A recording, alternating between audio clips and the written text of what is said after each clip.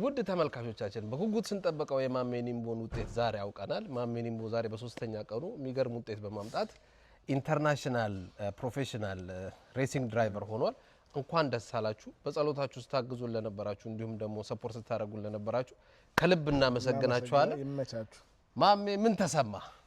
በጣም ደስ ይላል እና እንጃ ያው አንዳንዴ መግለጽ የሚከብድ ቦታ ትደርሳለና ግን በጣም ደስ ይላል። አልহামዱሊላህ ረብል ዓለሚን መጀመሪያ ያው በሰላም ጀምረን በሰላም ስለጨረሰ ደስ ይላል። በመሃል ላይ ያው ዛሬ እንዳያችሁት በጣም ክላውዲና በጣም ኃይለኛ ዝናብ ነበር እና ትንሽ አስቸጋሪ ነበር።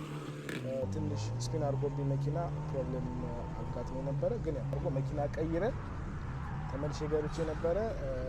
በዛ ሰዓት የፒት ላይኔ ወይም ደግሞ የስታርቲንግ ፖዚሽኔ ከአንደኛ ወደ አምስተኛ ሄደና ከአምስተኛ ፋይናሉ ላይ ከአምስተኛ ላይ ነው የጀመርኩትና አልহামዱሊላህ ረብል ዓለሚን አራተኛ ወጥቼ ግራንት ተደረጋለሁ።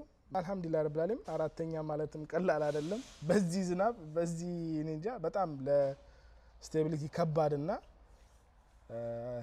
ብቻ ደስ ይላል። በቃ በጣም ደስ የሚል ውጤት ነው። እንኳን ደስ አለ። በጣም ደስ ብሎኛል። አኩርተህናል። አይዞሽ ብያታለሁ። ምንም በጣም አኩርተናል። አላሳጣሁትም። አዎ ለኢትዮጵያን ሞተር ስፖርት አሶሲዬሽንም ትልቅ ለውጥና ትልቅ ኢምፓክት እንደምትፈጥርም አንጠራጠርም። ግድ ነው። በጣም ደስ ብሎናል። እንኳን ደስ አለን። እንኳን ደስ አላችሁ ተመልካቾቻችን። በጣም ደስ ብሎናል። እንኳን ደስ አላችሁ። ይመቻችሁ። በሌላም ቪዲዮ ተከታተሉን። ላይክ፣ ፎሎ፣ ሼር አድርጉት። ማሜ ኒምቦ ትልቅ ታሪክ እየሰራች ያለች ልጅ ናት። ይመችሽ። በጣም ይመቻችሁ። እሺ